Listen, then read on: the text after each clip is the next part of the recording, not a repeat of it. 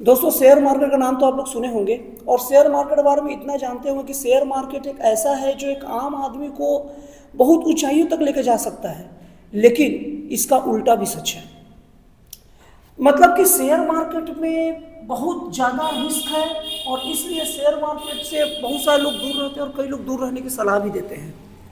लेकिन मैं आप लोगों को आज एक ऐसा चीज़ बता रहा हूँ जिसमें रिस्क बहुत कम है। मैं ये नहीं कहता इसमें रिस्क नहीं है, शेयर मार्केट में तो रिस्क है ही। शेयर मार्केट क्या, कोई भी धंधा बिजनेस में रिस्क है, लेकिन हम लोग आज ऐसे शेयर मार्केट की टेक्निक पर बात करेंगे जिसमें आम आदमी ही पैसा लगा सकता है और वो भी बहुत कम रिस्क। इतना कम रिस्क कि 80 to 85% प्रॉफिट का चांस और 15% लॉस का चांस, और वो शेयर मार्केट का पार्ट है आईपीओ। हाँ दोस्तों, इसमें आप लोग को शेयर मार्केट में ज़्यादा जानकारी रखने की भी जरूरत नहीं है। कोई भी नया आदमी इसमें अप्लाई कर सकता है। इसमें ज़्यादा किसी को नॉलेज का उम्मीद नहीं रहता है और ज़्यादा नॉलेज की जरूरत भी नहीं रहता है। और आज मैं आप लोग को अपने चैनल में अजय जी को बुलाया हूँ। अजय जी शेयर मार्केट मान के चलो स्पेशलिस्ट हैं। शेयर मार्केट का स्पेशलिस्ट थोड़ा गलत बोल दिया, शेयर मार्केट के आईपीओ के स्पेशलिस्ट हैं। अजय जी को ये मान के चलिए कि शेयर मार्केट के आईपीओ के एकदम स्पेशलिस्ट हैं। और मैं चाह रहा हूं कि आप लोग मेरे व्यूवर्स हैं, इनसे सुने और एक बार कोशिश करें। लेकिन फिर आपको बता दे रहा हूं, पैसा जो भी लगाइएगा आप अच्छे से पता कर लीजिएगा। कोई आपके अगल बगल में फाइनेंशियल कोई एक्सपर्ट है, उससे भी राय ले लीजिएगा। ये जो मैं आप लोग को हम लोग बता रहे हैं, ये केवल हम लोग का पर्सनल राय है। हम लोग कोई उसके मतलब शेयर बाजार के राय देने वाले, टिप्स देने वाले नहीं हैं। हम लोग भी खुद लगाने वाले हैं और आप लोग हमारे व्यूवर हैं, इसलिए हम आपके सामने इस चीज़ का डिस्कस कर रहे हैं। लेकिन फाइनल चीज़ तो आप लोग अपने फाइनेंशियल एक्सपर्ट से पूछ कर ही करिएगा। हम लोग बस एक चर्चा कर रहे हैं इस चीज़ पर। तो अजय जी।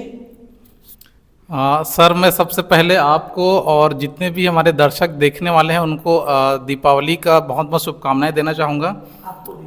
और इसके बाद इस विषय पे हम लोग चर्चा स्टार्ट करेंगे। इससे पहले मैं जितने भी देखने वाले हैं उनको भी और आपको एक छोटा सा डिस्क्लेमर दूंगा कि ये किसी भी तरह का बाई या सेल रिकमेंडेशन हमारे तरफ से नहीं होगा।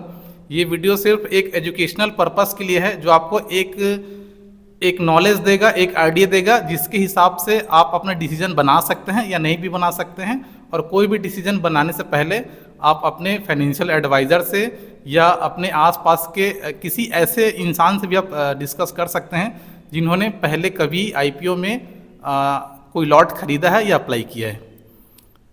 तो सर, अब मैं आपको ये बताना चाहूँगा कि आईपीओ मतलब क्या होता है। तो आईपीओ आप ये मान के चलिए, बहुत ही इजी भाषा में कहूँ या एक आसान सी लैंग्वेज में कहूँ तो आईपीओ क्या है, एक तरह का पब्लिक ऑफरिंग है। या ये क्या है कि कंपनी का प्रस्तावना है एक्चुअल में पब्लिक के लिए। एक्चुअल में आईपीओ का फुल फॉर्म ही होता है इनिशियल पब्लिक ऑफरिंग। मतलब वो पब्लिक को पहली बार ऑफर करने का साधन है आईपीओ। आईपीओ का मतलब ऐसा समझ सकते हैं जो पहला शेयर खरीदार होता है या पहली बार जो शेयर बिकता है उसी को आईपीओ कहते हैं। सही हूँ सर मैं? हाँ सर, तो ये जो नॉन लिस्टेड कंपनियां हैं जो शेयर मार्केट में लिस्ट होना चाहती हैं, तो वो पब्लिक को एक प्रस्ताव करती हैं या एक ऑफर करती हैं कि हम अपने शेयर्स को लिस्ट करना चाहते हैं। और लिस्ट करने के बदले क्या है, वो एक ऑफर करती हैं। मतलब वो अपने प्राइस, शेयर का प्राइस बैंड जो है वो हमें डिसाइड देती हैं कि इस प्राइस रेंज में हम क्या है आपको एक ऑफ़र कर रहे हैं। और ये ऑफ़र जो है पब्लिक के लिए होता है। और पब्लिक में क्या है, सभी लोग आ जाते हैं। पब्लिक कहने का मतलब पब्लिक सिर्फ आम पब्लिक नहीं है। इस पब्लिक में बड़े इन्वेस्टर भी आ रहे हैं, छोटे भी आ रहे हैं, और इसमें बड़े बड़े म्यूचुअल फंड हाउसेस भी आते हैं और बड़े बड़े ब्रोकरेज हाउसेस भी आते हैं। ये सभी लोग पब्लिक के अंडर में आ जाते हैं। तो अब मैं आपको आईपीओ के बारे में कुछ और बताने से पहले ये बताना चाहूँगा कि आईपीओ जो है वो लिस्टेड कंपनियां जो है अपनी पेरेंट कंपनियों का भी लाती हैं और फ्रेश कंपनियां भी आती हैं जो लिस्टेड नहीं होती हैं मार्केट में, जो पहली बार मार्केट में लिस्ट हो रही हैं। तो आईपीओ सर दो टाइप का होता है। एक होता है आपका एसएमई आईपीओ और दूसरा होता है आपका मेन बोर्ड आईपीओ। अच्छा। हाँ, तो एसएमई आईपीओ जो है वो जनरली छोटे साइज पे होता है और उसका लॉट साइज जो है बड़ा होता है। अच्छा अच्छा। हाँ, और एक वो स्मॉल मीडियम इंटरप्राइजेस होते हैं। अच्छा। और मेन बोर्ड आईपीओ जो है उसका साइज जो है बड़ा होता है और उसका एक कॉरपोरेट होता है। हाँ हाँ वो होता है मेन बोर्ड आईपीओ। हाँ हाँ। तो अब इसमें मैं आपको बताना चाहूँगा कि ये जो है अपना एक लॉट साइज लेकर आते हैं। अच्छा। Lot size in the sense ये है कि वो कितने शेयर ऑफर करना चाह रहे हैं एक लॉट में। हाँ। तो अलग अलग कंपनियों का अलग अलग होता है। कोई 25 लेकर आता है, कोई 250 लेकर आता है, कोई 73 लेकर आता है। रिसेंटली वारी ने सिर्फ 9 लेकर आया था। तो ये पूरी तरह से उसके इशू साइज पर डिपेंड करता है। फिर सर इसके बाद इसमें कैटेगरी आते हैं कि किस कैटेगरी में कितने परसेंटेज शेयर कंपनी को देने हैं। तो इसमें QIB एक कैटेगरी होता है, फिर इसमें स्मॉल HNI बिग HNI होता है, फिर इसमें रिटेलर होता है, फिर इसमें एम्प्लॉय कोटा भी होता है, फिर इन सारे कोटा के अलावा इसमें एक शेयर होल्डर कोटा भी होता है, जिसके बारे में हम अभी आगे वीडियो में डिस्कस करेंगे। तो जैसे अब मैं शेयर होल्डर कोटा के बारे में आपको बताऊं तो इसमें ऐसा है कि अगर जो कंपनी लिस्ट हो रही है उसकी जो पेरेंट कंपनी है, जैसे कि अभी मैं आपको NTPC का बता रहा हूँ, NTPC ग्रीन IPO आने वाला है। तो जो ग्रीन IPO है वो है सब्सिडरी कंपनी, और जो NTPC है वो है आपका मेन कंपनी, हाँ, मतलब उसकी पेरेंट कंपनी है। हाँ। तो अब इसमें शेयर होल्डर कोटा में ऐसा होगा कि अगर आपके पास एक भी शेयर अगर है पेरेंट कंपनी का, तो आप क्या है शेयर होल्डर कोटा के लिए एलिजिबल हो जाते हैं। तो अब इसमें आपके पास ऐसा होता है कि आपके पास अब 2 चांस हो जाएंगे कि एक तो मैं बाकी किसी कैटेगरी में से एक में अप्लाई करूं, और एक में शेयर होल्डर कोटा में भी अप्लाई करूं। तो आपके चांसेस जो है ये कह सकते हैं कि डबल हो जाते हैं, कि अगर इसमें नहीं हुआ तो इसमें हो जाएगा। अब मैं सर आपको प्रोसेस के बारे में बताता हूँ कि IPO आता कैसा है और हमें अप्लाई कैसे करते हैं। तो सबसे पहले जो कंपनी होती है वो सेबी के पास, जो रेगुलेटर बोर्ड है, सेबी के पास क्या है अपना कंप्लीट फाइल जो है, जिसको DRHP कहते हैं, वो जो है सबमिट करती है। सबमिट करने के बाद उसका एक टाइम पीरियड होता है, टाइम फ्रेम होता है, उसको फिल्टर किया जाता है। फिल्टर करने के बाद सेबी अप्रूव करती है तभी IPO आता है। अगर सेबी ने रिजेक्ट कर दिया या उसे कुछ कमी नज़र आया तो वापस से फाइल कंपनी के पास भेजता है कि इसमें ये सारी कमियां हैं या कुछ फॉल्ट है, आप ये करेक्ट कीजिए, या साइज का कुछ मैटर है आप उसको रिजॉल्व कीजिए, उसके बाद फिर फाइलिंग कीजिए।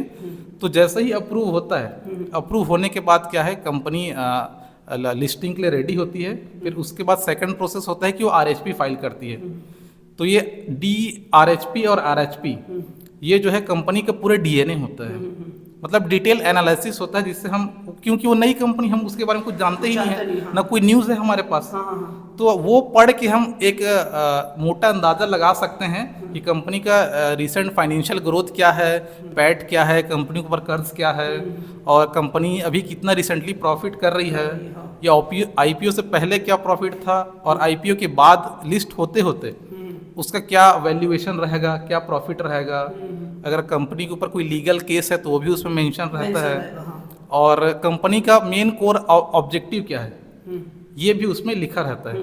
जैसे कि उसे कोई नया ऑपरेशन करना है वो उसमें लिखा रहेगा, जनरल कॉर्पोरेट का पर्पस होता है वो लिखा रहेगा, या उनको लोन चुकाना है वो उस पर लिखा रहेगा, या उनको OFS करना है, मतलब कि उनको ऑफरिंग करना है। OFS का मतलब ये है कि वो अपने रिटेलर्स को रिटेलर्स नहीं, वो जो है अपने एग्जिस्टिंग शेयर होल्डर्स को एक एग्जिट देना चाहते हैं, ये हो गया OFS। तो अब मैं आपको बता रहा हूँ कि अब हम अप्लाई कैसे करेंगे। अप्लाई करने के लिए सबसे पहले आपके पास जो है एक डीमैट अकाउंट होना चाहिए। वो डीमैट अकाउंट सर किसी भी ब्रोकरेज हाउस का हो सकता है। अच्छा, हाँ, किसी भी ब्रोकरेज हाउस का हो सकता है। तो सबसे पहले उसका एक डेट आता है जिसमें बिडिंग डेट होता है, अलॉटमेंट डेट होता है, और लिस्टिंग डेट होता है, और एक रिफंड डेट होता है। तो जो बिडिंग डेट होता है उस डेट पे हमें अपने जो ब्रोकर है उसके IPO सेक्शन में जाना है। IPO सेक्शन में जाने के बाद वहाँ हमें देखना है कि कितना लॉट साइज़ है और कितना शेयर है और कितना मिनिमम इन्वेस्टमेंट है। तो उसमें 2 बैंड होते हैं। जैसे मैं आपको एग्जांपल के लिए बता रहा हूँ कि किसी ABCD कंपनी का कोई IPO आ रहा है, और वो जैसे आप मान के चलिए कि वो 100-200 करोड़ रुपए फॉर एग्जांपल लेके चलेंगे कि वो उसको मार्केट से उठाना है, इनिशियल पब्लिक ऑफरिंग से आईपीओ से उठाना है। तो वो अपना 2 बैंड रखेगी, एक हायर बैंड एक लोअर बैंड। तो हमें जर्नली क्या है, जो छोटे इन्वेस्टर हैं उनको हायर बैंड पे ही लेना है, और जो बड़े इन्वेस्टर हैं जिनका लॉट साइज ज़्यादा होता है या जिनका इन्वेस्टमेंट 2 लाख या 2 लाख से ऊपर होता है, उनको वो जो है उसका जो मिनिमम लॉट साइज मतलब प्राइस बैंड होता है उस पे उन्हें लेना पड़ता है। तो हम सबसे पहले ये सेलेक्ट करेंगे। सेलेक्ट करने के बाद जो है अब एक जगह आता है उसका मैंडेट देने का, मतलब हम अपना वो यूपीआई आईडी डालते हैं। तो यूपीआई आईडी डालने के बाद जो है हम अप्लाई पे क्लिक करते हैं। अप्लाई करने के बाद एक मैंडेट आता है, तो उस मैंडेट को हमें अप्रूव करना होता है। अप्रूव करने के बाद क्या होता है कि हमारा जितना भी मिनिमम इन्वेस्टमेंट अमाउंट है वो उस डेट तक के लिए, मतलब अलॉटमेंट डेट तक के लिए फ्रीज हो जाता है। तो अगर अलॉटमेंट आता है या हमारा अलॉटमेंट लगता है तो वो डेबिट हो जाता है, और अगर नहीं आता है तो वो हमारे अकाउंट में वापस से क्रेडिट हो जाता है, और ये कहा जाए तो वो पैसा जो है अनफ्रीज हो जाता है। ठीक है, अब मैं आपको ये बताना चाहूँगा कि आईपीओ में हम अपने चांसेस को थोड़ा कैसे इम्प्रूव करें जिससे ये हमारे लगने के चांसेस थोड़े से ज़्यादा हो।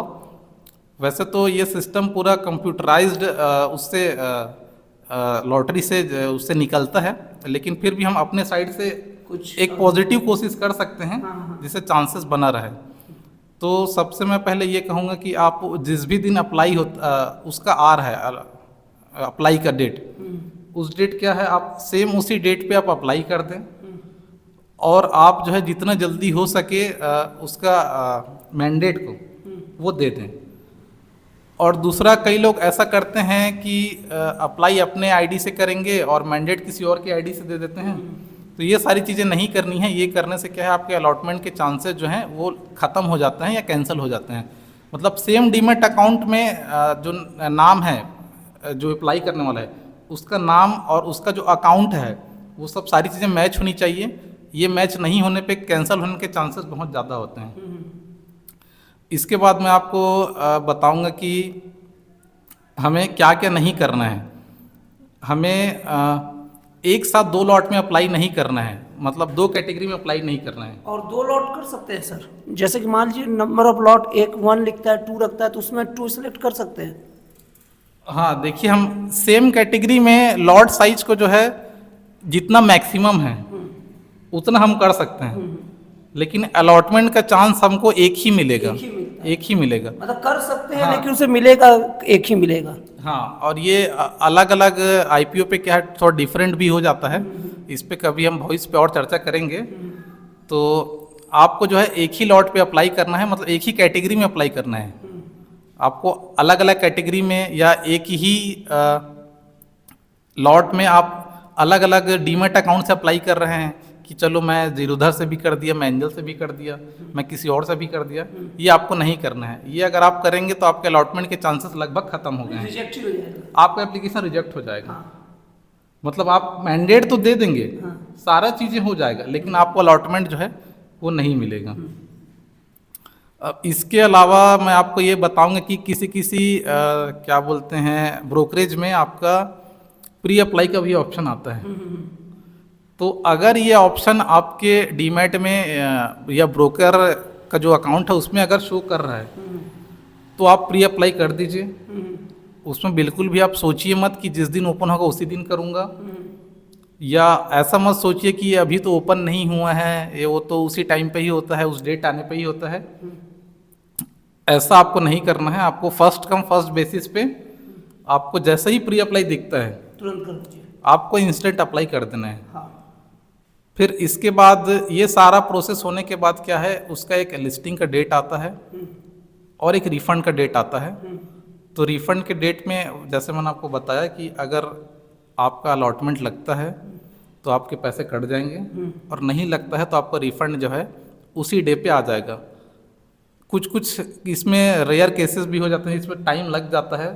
तो उसमें मैं आपको बताना चाहूँगा कि जैसे आप अप्लाई करते हैं अप्लाई करने के बाद आप मैंडेट देते हैं, तो मैंडेट के ऊपर क्या है, एक डेट लिखा होता है, तो वो उसका मैक्सिमम डेट होता है। अच्छा, उस डेट तक पैसे को आपको आना ही है, उस डेट से ऊपर वो नहीं जाएगा। मतलब मैंडेट देते हो, टेंशन लेने की जरूरत नहीं है कि अगर अप्लाई मेरा अलॉटमेंट नहीं मिला तो मेरा पैसा फंस जाएगा। मतलब वो फंसेगा भी तो उस डेट से आगे नहीं जाएगा, जो मैक्सिमम डेट है उस डेट के अंदर मिल ही जाएगा पैसा मेरा। हाँ, आपको उस मैक्सिमम पॉसिबल डेट तक आपका पैसा आ जाएगा। नहीं आने की सिचुएशन में आपको रजिस्ट्रार को मेल करना पड़ेगा। अब मैं आपको बताऊंगा कि रजिस्ट्रार क्या होता है। जो आईपीओ का जो पूरा प्रोसेस करवा रहा है, उसका हम ये कहें कि उसके पास कॉन्ट्रैक्ट है, वो रजिस्ट्रार होता है। तो हर आईपीओ का रजिस्ट्रार अलग होता है, और आईपीओ को अलॉटमेंट चेक करने के लिए हर रजिस्ट्रार का अलग वेबसाइट होता है, उस पर हमें जाके चेक करना होता है। जैसे मैं आपको एक छोटा सा एग्जांपल के लिए बता दूं कि जैसे बजाज के हमने आया था, बजाज हाउसिंग का, तो उसका काटो तो सर, एक मिनट थोड़ा होल्ड करो, 1 मिनट थोड़ा सा साइलेंट के बाद भी कॉल कैसे आ गया? अच्छा, उसको बंद कर दिया। मैं थोड़ा सा आप सभी से माफ़ी मांगना चाहूँगा। क्या है, एक कॉल आ गया था तो थोड़ा मैंने उसको डिस्कनेक्ट किया और फ्लाइट मोड में डाल दिया है। अब हम थोड़ा कंटिन्यू करते हैं। तो सर मैं बता रहा था कि रजिस्ट्रार अलग अलग होते हैं। तो मैं बजाज हाउसिंग की बात कर रहा था, तो उसका रजिस्ट्रार जो है के फिनटेक था। तो हमें उसी की वेबसाइट पे जाके ही चेक करना है। अब अलॉटमेंट चेक कैसे करना है बता देता हूँ। जैसे हम रजिस्ट्रार की वेबसाइट पे गए तो उसमें 3 ऑप्शन रहते हैं। एक होता है पैन कार्ड, दूसरा होता है हमारा एप्लीकेशन नंबर, और तीसरा होता है पैन नंबर। ये तीनों में से हम कोई भी एक डाल के चेक कर सकते हैं। पैन नंबर या सर अकाउंट नंबर शायद, क्योंकि पैन कार्ड तो पैन कार्ड नंबर हो गया, और फिर एप्लीकेशन नंबर, फिर अकाउंट नंबर का शायद तीसरा ऑप्शन होता है। Account number sir, account number वहाँ पे जो रहता है वो आपका ना डीमेट अकाउंट होता है। अच्छा, इसीलिए एक्सपर्ट का राय लिया जाता है, कि एक्सपर्ट का राय लेने से बहुत सारा डाउट दूर हो जाता है। मेरे को अकाउंट नंबर लग रहा था, अभी मेरा डाउट दूर हुआ कि वो डीमेट अकाउंट का नंबर है। ठीक है। हाँ, तो उसमें वो डीमेट अकाउंट का नंबर डालना पड़ता है जिस डीमेट से आप अप्लाई किए हैं। तो इजी वे ये होता है कि आप पैन कार्ड नंबर डालें और पैन कार्ड नंबर डाल के चेक करें। तो अगर आपको अलॉटमेंट हुआ है तो वो आपको वहाँ अलॉटेड दिखाएगा, शेयर के जस्ट साइड में, और सिक्योरिटी करके लिखा रहता है उसके जस्ट साइड में आपको अलॉटेड दिखाएगा और आपका शेयर लिखा रहेगा। अगर अलॉट नहीं हुए हैं तो वो 0 रहेंगे, नॉट अलॉटेड रहेगा। तो ये आईपीओ का एक जर्नल आइडिया हो गया सभी के लिए। अब हम बात करेंगे कि अब लिस्टिंग हो रहा है तो हमें कितना प्रॉफिट या लॉस हो सकता है। इस पे क्या है कि जर्नली हिस्ट्री अगर हम देखें तो अधिकतर आईपीओ जो हैं वो लिस्टिंग डे पे ठीक ठाक हमें गेन दे के गए हैं, और लॉस के चांसेस जो हैं वो लगभग कम ही होते हैं। उतने ज़्यादा नहीं कह सकते, लेकिन लॉस के चांसेस कम होते हैं। और ये आईपीओ जो है मैं ये कहूँगा कि सभी को अप्लाई करना ही चाहिए। ये इसमें ऐसा नहीं कि हमें कोई बहुत बड़ा नॉलेज चाहिए या सर हमें शेयर मार्केट का एक्सपर्ट होना चाहिए, ऐसा कोई ज़रूरी नहीं है। आपको बेसिक सा नॉलेज होना चाहिए। कंपनी के बारे में आप थोड़ा सा रिसर्च कर लीजिए, थोड़ा सा चीज़ें देख लीजिए, और उसका डिमांड क्या है वो देख लीजिए। तो डिमांड देखने के लिए बहुत सारी चीज़ें अवेलेबल है आज की डेट में, तो आप उनको देख सकते हैं, उनको चेक कर सकते हैं। जैसे कि आपको उसमें जीएमपी वगैरह अगर देखना है तो आप जो है चित्तौड़गढ़ की वेबसाइट है उसमें जाके देख सकते हैं। उसमें भी सारा डिटेल अवेलेबल रहता है सर, पूरा कंपनी के बारे में जितनी भी चीज़ें हैं। अगर आप शॉर्ट में पढ़ना चाहते हैं, अगर आप DRHP नहीं पढ़ सकते हैं या RHP नहीं पढ़ सकते हैं तो आप उसमें शॉर्ट में आप पढ़ सकते हैं। उसमें भी वो सारी चीज़ें काफ़ी शॉर्ट में रहती हैं और ब्रीफली उसमें सारा चीज़ आ जाता है। तो वहाँ आप GMP जाके देख सकते हैं कि डिमांड अभी क्या बन रहा है, और उस हिसाब से क्या है आप अपना डिसीजन बना सकते हैं। लेकिन मेरा ये मानना है कि सभी को IPO में अप्लाई करना चाहिए। ये एक तरह से ऐसा कह सकते हैं कि ये एक ऐसे जैकपॉट की तरह है जो परिश्रम होता तो है, लेकिन कम परिश्रम में आपको ज़्यादा पूंजी मिलने के चांसेस जो है रहते हैं। तो ये सभी को इसके बारे में सोचना चाहिए और अप्लाई करना चाहिए, मेरा मानना ऐसा है सर। तो अजय सर धन्यवाद जो आप आए, हम लोग को इतनी सारी बातें बताए, इसके लिए आपका बहुत बहुत धन्यवाद। Thank you sir. और सभी व्यूअर्स को मैं ये कहना चाहूँगा कि आप इसके बारे में ज़रूर सोचें और वीडियो को ज़्यादा से ज़्यादा देखें, और अगर आपको कोई और भी जानकारी है तो हमें कमेंट में ज़रूर बताएं। ठीक है, तो मेरे तरफ से भी सबको हैप्पी दिवाली। तो फिर मिलते हैं अगले वीडियो में एक जन कल्याणकारी और एक राष्ट्रवाद से प्रेरित नए विचारों के साथ।